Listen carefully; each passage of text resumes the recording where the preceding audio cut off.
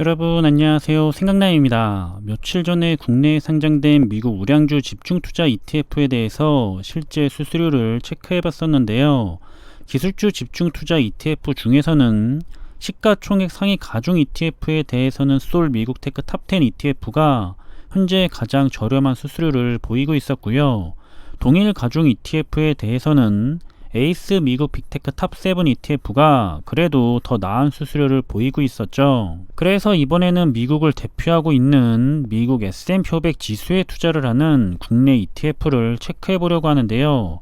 국내는 해외랑은 다르게 실제 수수료가 다른 경우가 많기 때문에 항상 주기적으로 확인을 해줘야 하는 그런 번거로움이 조금 있는 것 같습니다. 항상 확인을 위해서는 다른 곳에 가서 확인을 하기보단 각 운용 사이트에서 해당 투자 종목의 투자 설명서를 통해서 확인을 하는 게 가장 정확하다는 점 말씀을 드리겠고요. 투자 설명서를 다운받으신 다음에 투자 비용 부분을 보시게 되면 화면에 보시는 것처럼 표면적인 보수 말고 실제로 나가는 비용을 확인을 할 수가 있습니다. 그래서 국내에 상장되어 있는 S&P 500 지수와 관련된 ETF들을 살펴보자면 인기가 많은 투자 종목답게 상당히 많은 ETF들이 나와 있는데요. 미국 테크 우량주 집중 투자 ETF들은 거의 변화가 없었던 반면에 미국 S&P 500 지수 ETF들은 지난번에 확인을 했을 때보다 상당히 많은 변화들이 있었습니다. 특히나 코덱스의 ETF가 수수료가 비싼 편이 아니었는데 이번에 더욱더 수수료를 내려버렸고요. KB스타 ETF는 표면적인 수수료와는 다르게 굉장히 수수료를 비싸게 거래를 하고 있었다가 드디어 수수료를 대폭 내린 것 같습니다. 코덱스 ETF에 이어서 두 번째로 저렴해졌고요. 아무튼 현재 가장 저렴한 코덱스 ETF하고 가장 비싼 하나로 ETF를 비교해보면 현재 상태에서는 실제 수수료가 10년 뒤에는 무려 9배나 차이가 나는 모습을 확인할 수가 있다는 점을 주의하시면 될 것 같습니다. 그리고 이번에는 성과에 대한 차이도 확인을 해봤는데요. 동일한 S&P 500 지수에 투자를 하기 때문에 얼마나 잘 운용을 했는지 보려고 했고요.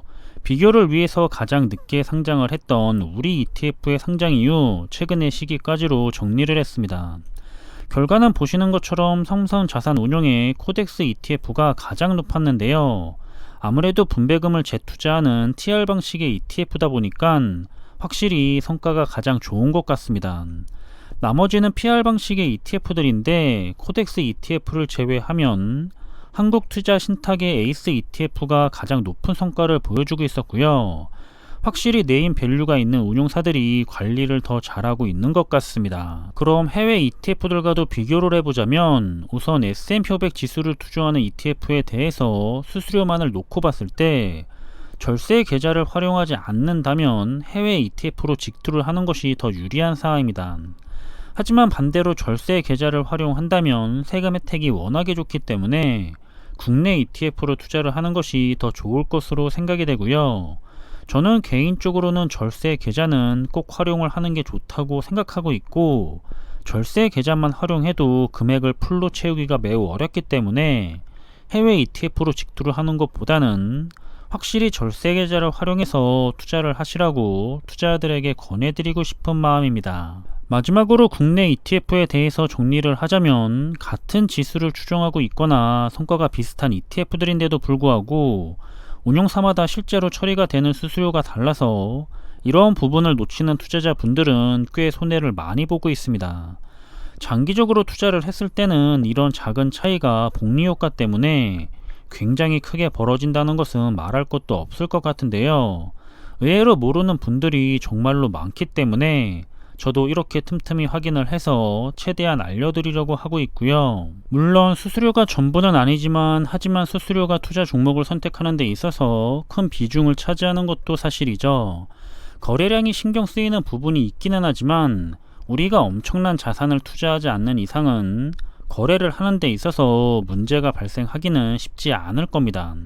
더군다나 국내 S&P 500 ETF의 경우에는 네임밸류가 좋은 운용사들이 더 수수료도 저렴한 편이고 지수에 대한 성과도 좋았기 때문에 고민할 필요도 없는 것 같고요. 한번 이런 실제 수수료 부분을 주기적으로 항상 잘 확인을 하시고 기존의 투자 수량에 대해서는 성과가 이미 많이 올라가 있다면 굳이 정리할 필요는 없겠지만 성과가 그렇지 않거나 또는 앞으로 추가 매수 수량에 대해서는 이렇게 수수료가 저렴한 ETF 쪽으로 투자를 진행하는 것이 더 좋지 않을까 하는 생각을 전달해 보고 싶습니다. 다음에는 나스닥100 ETF에 대해서 한번 정리를 해보겠고요. 저는 앞으로도 언제나 좋은 투자 종목들과 함께 여러분들과 오래도록 좋은 투자를 이어나가면서 꾸준하게 모니터링한 자료들을 공유하도록 하겠습니다. 그럼 이번에 준비한 내용은 여기서 마무리하겠고요. 저는 다음에 더 좋은 정보들을 가지고 다시 찾아뵙겠습니다. 감사합니다.